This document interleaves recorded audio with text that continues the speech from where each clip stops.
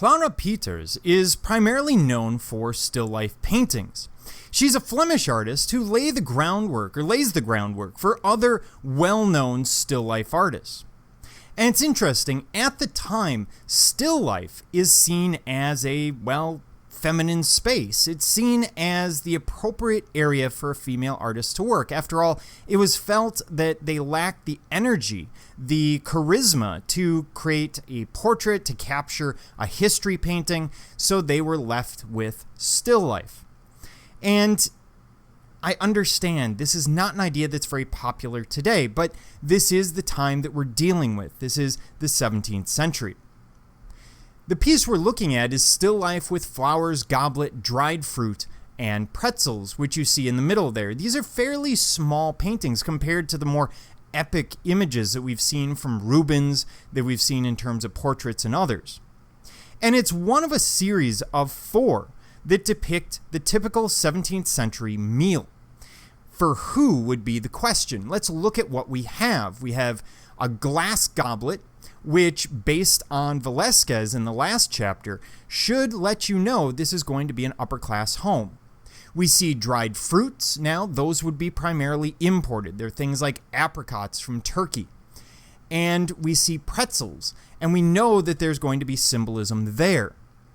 Now, her ability to work with a wide array of objects and textures is clear, and she's dealing with still life the same way artists do today. For example, if you look at a still life today, it almost always has an orange cut in half or a bunch of grapes. It's showing off the attention to detail that you see in the still life image. And here we see that not only in the various reflections of the metallic objects, but also in her depiction of the flowers. She's showing off her artistic skills, while at the same time showing the things that her patron has. And in fact, when you commission something like this, it's kind of like, I have enough money to commission a painting, but not just a painting, but a painting of my stuff. I don't just own the stuff, but I can commission a painting of it. It's really the middle class's answer to keeping up with the Joneses in sort of a modern time. The dark background negates any feeling of deep space. It prevents us from questioning what else might be in the home. It focuses us on the tabletop.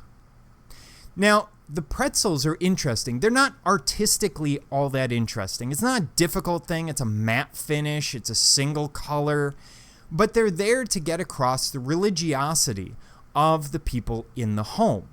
Again, just like Ertzen with the butcher's stall, using pretzels for the same purpose, to remind us of that balance, the secular and the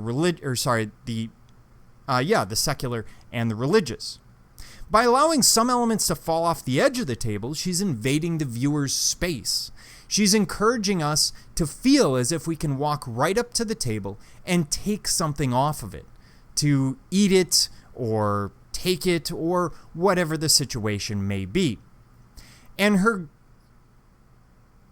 idea behind using these objects is going to be quite clear.